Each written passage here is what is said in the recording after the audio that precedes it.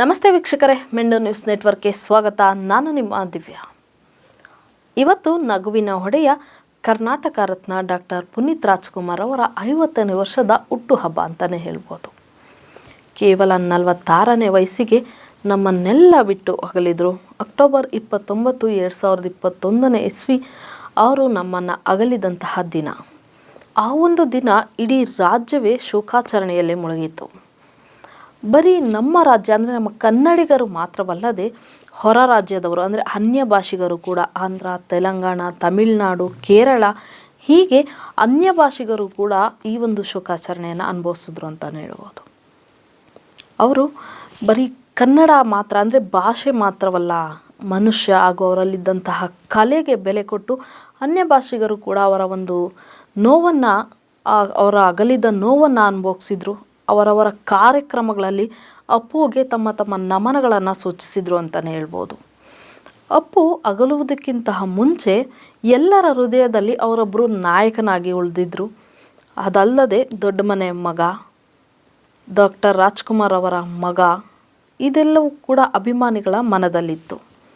ಆದರೆ ಅವರು ನಮ್ಮನ್ನು ಅಗಲಿದ ನಂತರ ಅವರು ಮಾಡಿದಂತಹ ಎಷ್ಟೋ ಸಮಾಜ ಸೇವೆಗಳು, ವೃದ್ಧಾಶ್ರಮಗಳು, ಒಂದು ಮಕ್ಕಳಿಗೆ ಎಜುಕೇಷನ್ ಅಂದರೆ ವಿದ್ಯಾಭ್ಯಾಸದ ವ್ಯವಸ್ಥೆ, ಇದೆಲ್ಲವೂ ಕೂಡ ಒಂದೊಂದಾಗಿಯೇ ಹೊರಗಡೆ ಬಂತು.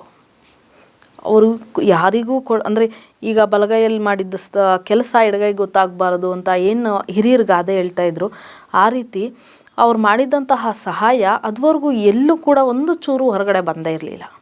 ಆದರೆ ಅವರು ನಮ್ಮನ್ನೆಲ್ಲ ಅಗಲಿದ ನಂತರ ಒಂದೊಂದೇ ಅವರು ಮಾಡಿದಂತಹ ಕೆಲಸಗಳು ಯಾವಾಗ ಹೊರಗಡೆ ಬಂತು, ಅಭಿಮಾನಿಗಳ ಹೃದಯದಲ್ಲಿ ನಾಯಕ ನಟನಾಗಿ ನಿಂತಿದ್ದಂತಹ ಅಪ್ಪು ಈಗ ಇಂದಿಗೂ ಜೀವಂತವಾಗಿ ಅಜರಾಮರವಾಗಿದ್ದಾರೆ.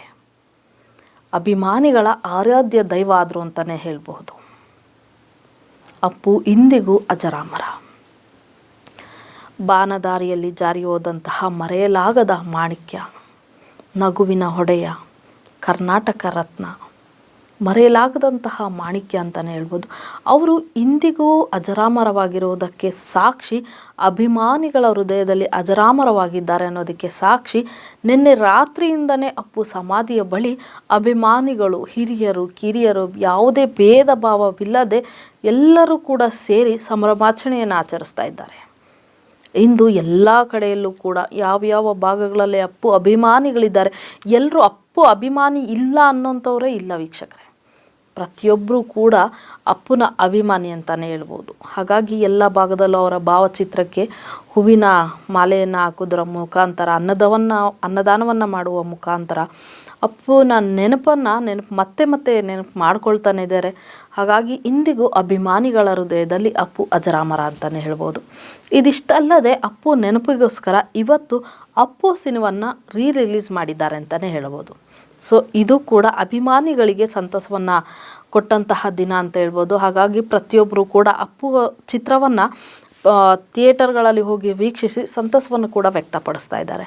ಈ ದಿನವನ್ನು ಪ್ರತಿಯೊಂದು ಕಡೆ ಸಂಭ್ರಮಾಚರಣೆಯಿಂದ ಆಚರಿಸೋದಲ್ಲದೆ ಮತ್ತೆ ಹುಟ್ಟಿ ಬನ್ನಿ ಅನ್ನೋ ಒಂದು ಘೋಷವಾಕ್ಯದ ಮೂಲಕ ಇವತ್ತು ಆಚರಿಸ್ತಾ ಇದ್ದಾರೆ.